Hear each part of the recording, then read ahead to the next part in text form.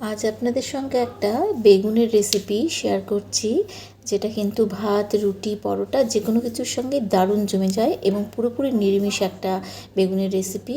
যে কোনো নিরামিষ দিনেও এটা তৈরি করতে পারেন। এখন আমি এর জন্য নিয়ে নিয়েছি বেশ পরিমাণ মতো দই। দইয়ের মধ্যে চিনি এবং নুন দিয়ে দইটাকে খুব ভালো মতন ফেটিয়ে নেব।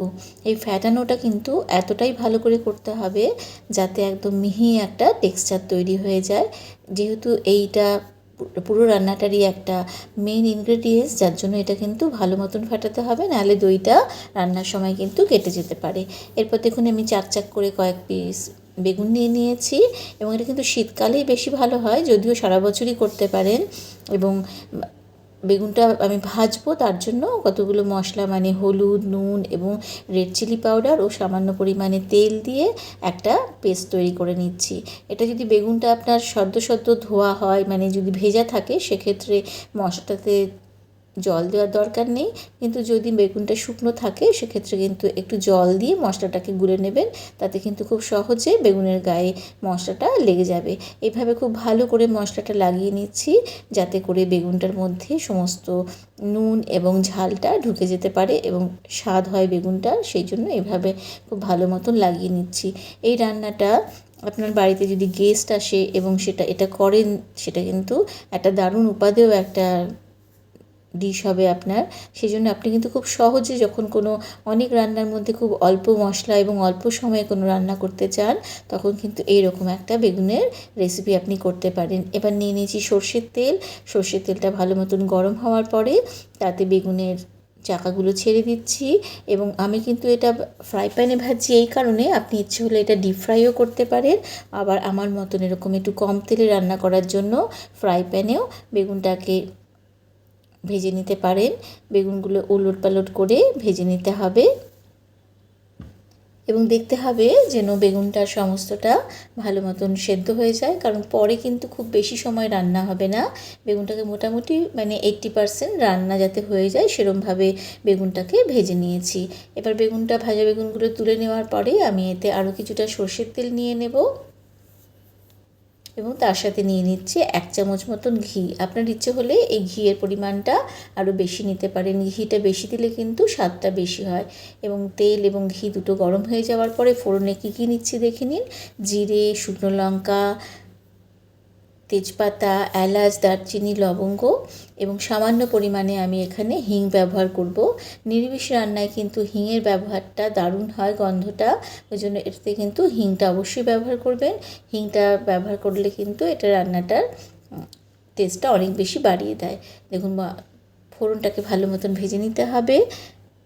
ফোড়ন থেকে কিন্তু দারুণ একটা গন্ধ বেরিয়েছে। এইভাবে কিন্তু ফোড়নটাকে অবশ্যই ভালো মতন গন্ধ বের হওয়া অবধি ভেজে নেবেন।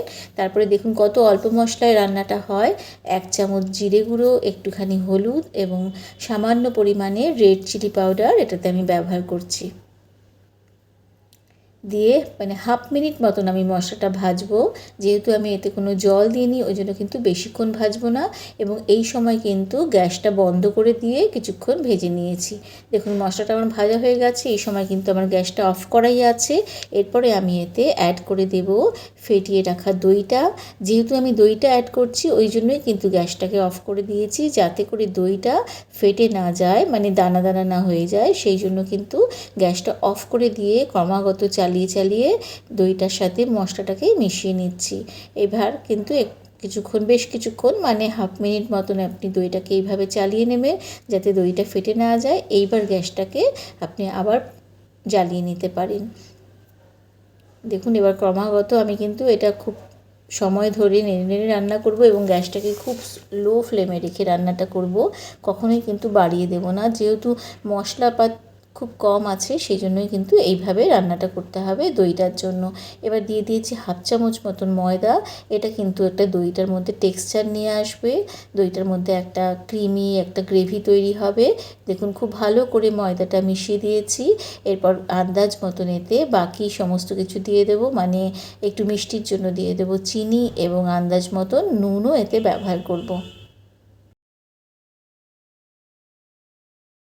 নুন চিনি দিয়ে খুব ভালো করে মিশিয়ে দিচ্ছি। এইভাবে আরও কিছুক্ষণ মানে মিনিট 2 মতো রান্না করে নিতে হবে। এর মধ্যে দিয়ে দিলাম বেশ ঝাল ঝাল 3টে কাঁচা লঙ্কা, দিয়েও ভালো করে মিশিয়ে দিচ্ছি। ভালো করে এবার রান্নাটাকে হতে দিতে হবে যতক্ষণ না দই থেকে একটা তেল তেল মতন বেরিয়ে আসে। দেখে বুঝতেই পারবেন, দেখুন আমার রান্নাটার দিকে খেয়াল করলেই দেখবেন যে আস্তে আস্তে দই থেকে একটা তেল মতন বেরিয়ে আসছে। সেই রকম অবধি এটাকে রান্না করে নেবেন।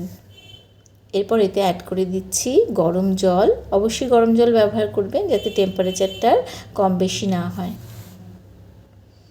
দিয়ে ভালো করে মিশিয়ে নিয়েছি।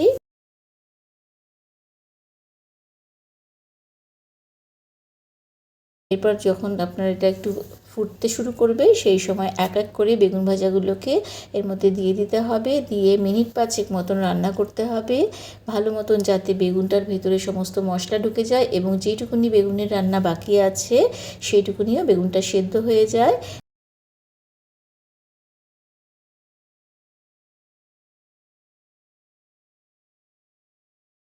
আমি টেস্ট করে দেখে নিলাম যে নুন মিষ্টি সমস্ত ঠিক আছে কিনা, একদম পারফেক্ট হয়েছে। ভীষণই সুন্দর একটা গন্ধ বেরিয়েছে।